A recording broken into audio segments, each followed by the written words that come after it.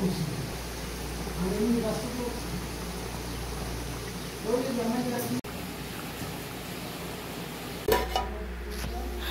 আর একটা রান্নার রেসিপি নিয়ে চলে এসেছি তোমাদের কাছে। তো আজকে রান্না করব পাঁঠার মাংসের ঝোল রান্না করব। তো এখানে আমি মাংসটাকে ম্যারিনেট করে রেখেছি, যদিও ম্যারিনেশনটা তোমাদের সঙ্গে শেয়ার করা হলো না। তো আমি বলে দিচ্ছি, এখানে রয়েছে তেজপাতা, কাঁচা লঙ্কা, তারপরে আদা রয়েছে, রসুন, পেঁয়াজ, তারপরে রয়েছে হচ্ছে লবণ, হলুদ আর হচ্ছে সর্ষের তেল দিয়ে এটা আমি ম্যারিনেট করে রেখেছি। এটা আমি ঘন্টাখানেক ম্যারিনেট করে রাখবো। তো আজকে মাংসর মধ্যে আমি দেবো হচ্ছে সয়াবিন দিয়েও মাংস খেতে কিন্তু বেশ ভালো লাগে। এদিকে আমি কেটে রেখেছি আলু, আর তার সাথে হচ্ছে স্কোয়াশ কেটে রেখেছি। আসলে আজকে আমার ভিডিও করার কথা ছিল না, তো যাই হোক, তাও ভাবলাম যে একটুখানি করি। তো যার জন্য ম্যারিনেশনটা তোমাদের সঙ্গে শেয়ার করা হলো না। তো এটা এখন ঘন্টাখানেক থাকবে ম্যারিনেট করা, তারপরে তখন রান্নাটা আমি শুরু করব। কড়াতে তেল নিয়ে নিয়েছি, তেলটা ভালো করে গরম হয়ে যাক, তারপরে আলু আর কোয়াশটাকে আমি ভেজে নেব।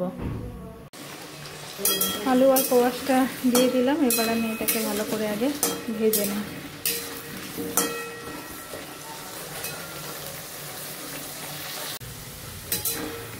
আলু আর কোয়াশগুলো ভাজা হয়ে গেছে ভালো করে, এবার আমি এগুলোকে নামিয়ে নেব।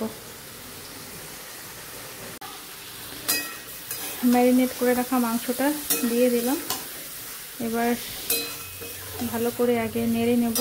তারপরে এর মধ্যে আমি দেব হচ্ছে জিরে গুঁড়ো, যেহেতু পাঁঠার মাংস আর মাকেও দেব, তো যার জন্য শুকনো লঙ্কা এর মধ্যে আমি দেব না কিছু, যা হবে কাঁচা লঙ্কাতেই রান্না হবে। চলো এর মধ্যে এখন আমি জিরে গুঁড়োটা দিয়ে দিই। জিরে গুঁড়ো দিয়ে দিয়েছি পরিমাণ মতো, এখন ভালো করে নেড়ে নেব। আর মাংসটাকে আমি আস্তে আস্তে কষতে থাকবো, ঢেকে দেবো, ঢেকে আস্তে আস্তে কষতে দেবো।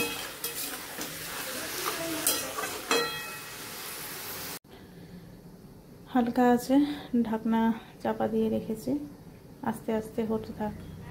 ভালো করে কষাতে হবে মাংসটা, একটু সময় নিয়ে করতে হবে। মাংস থেকেই যেটা জল বেরিয়েছে ওটা দিয়েই কষানো চলছে, আস্তে আস্তে কষাতে থাকি ভালো করে। আর মাঝে মাঝে একটুখানি নেড়ে নিতে হবে, নাহলে নিচে লেগে যাওয়ার ভয় থাকে।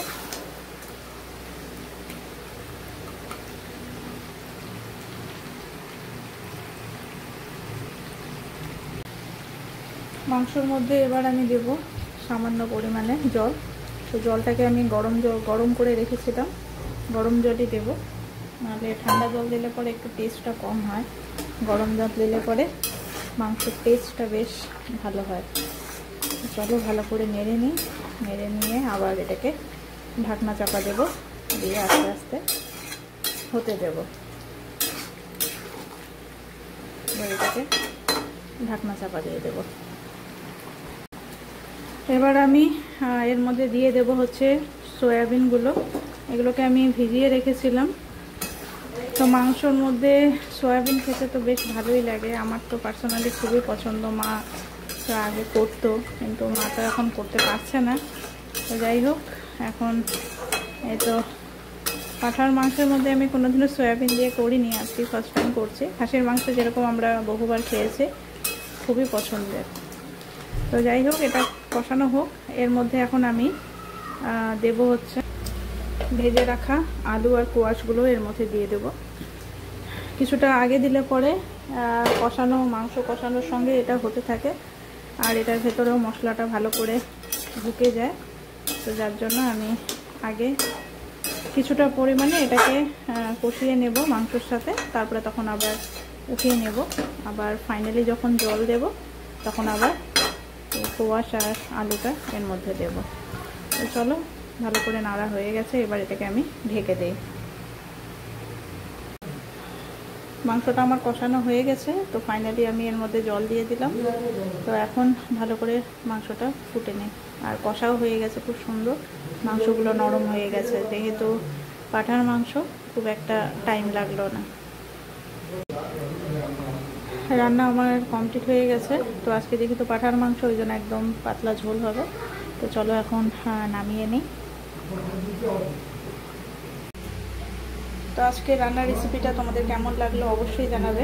নেক্সট আবার রান্নার রেসিপি নিয়ে তোমাদের কাছে খুব তাড়াতাড়ি হাজির হব।